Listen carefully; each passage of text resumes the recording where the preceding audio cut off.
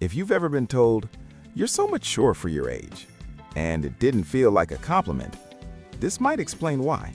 Maybe you were the calm one in the room, the responsible one, the one who didn't cause problems. While everyone else was being carefree, you were thinking ahead, planning, noticing tension, adjusting yourself. You didn't necessarily feel wiser, you just felt older, heavier, like you skipped something. People who feel mentally older than their age often don't realize that this feeling didn't come out of nowhere. It usually has a history. It can show up in small ways.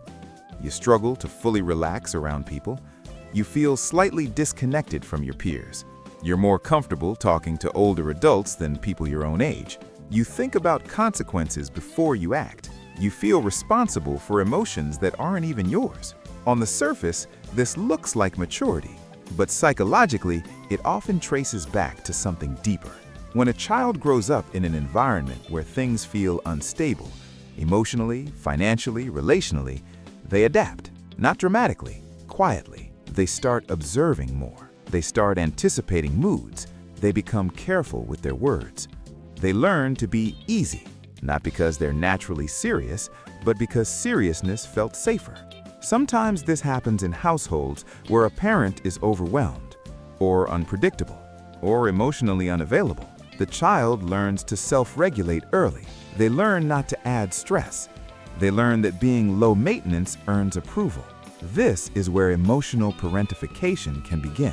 Emotional parentification is when a child becomes the emotional support system for a parent, for siblings, for the household. Not officially, no one announces it. It just slowly becomes the role. They listen, they mediate, they absorb tension. They grow up fast. And here's the thing, when you grow up being the stable one, you don't get to experience being carefree.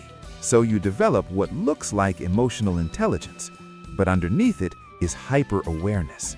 You read the room constantly. You sense subtle shifts in tone. You feel responsible for keeping peace. That's not just maturity, that's adaptation.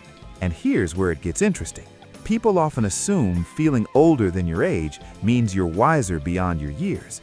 But the real reason isn't wisdom, it's vigilance. When your nervous system learned early on that chaos was possible, it stayed alert. You became thoughtful not because you wanted to be deep, but because depth felt safer than spontaneity. You think before you speak. You hesitate before asking for help.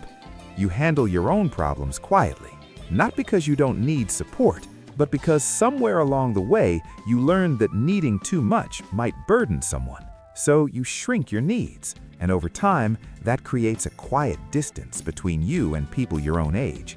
You might find their impulsiveness exhausting, their drama unnecessary, their carefree attitude confusing. You're not judging them. You just feel different. It's hard to explain. You feel like you've already lived through something, even if you can't fully name it. Sometimes this shows up as being overly independent. You pride yourself on not relying on anyone.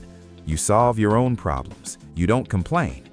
But underneath that independence is often a belief. It's safer if I handle it myself.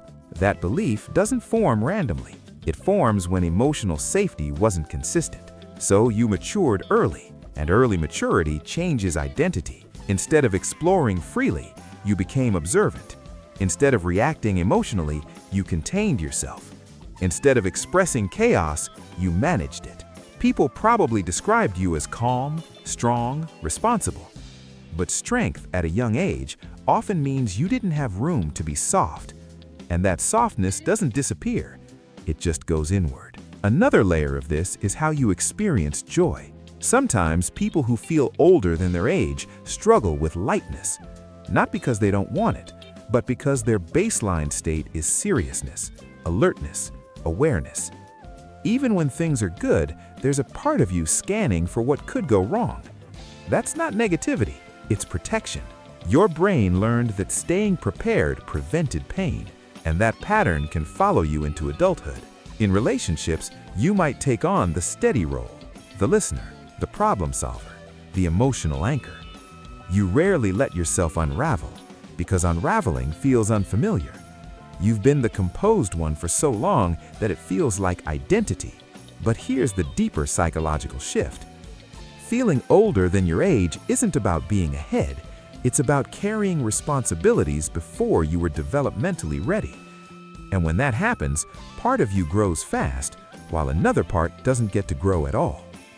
That's why some people who feel mentally older also feel strangely behind in certain areas: playfulness, trust, emotional expression. It's not contradiction, it's uneven development. You learned control early, but maybe you didn't learn ease. You learned awareness, but maybe you didn't learn how to fully feel without managing it. And none of that makes you broken. It makes you shaped. Shaped by environments that required adaptation. Shaped by roles you stepped into before you even realized they were roles. When people say, "You've always been mature," they're noticing the outcome. They're not seeing the process. They're not seeing the nights you overthought, the way you monitored moods, the way you tried to be good so nothing would fall apart. That quiet maturity came at a cost, and recognizing that doesn't make you weak, it makes you aware. Because once you see that your old soul identity might be connected to early responsibility, something shifts. You stop romanticizing the heaviness. You start understanding it. Feeling older than your age was never random. It was a pattern, a response, a survival strategy that turned into personality. And once you notice that, you can't unsee it. If this explains something you've quietly felt for a long time, there's always more beneath the surface.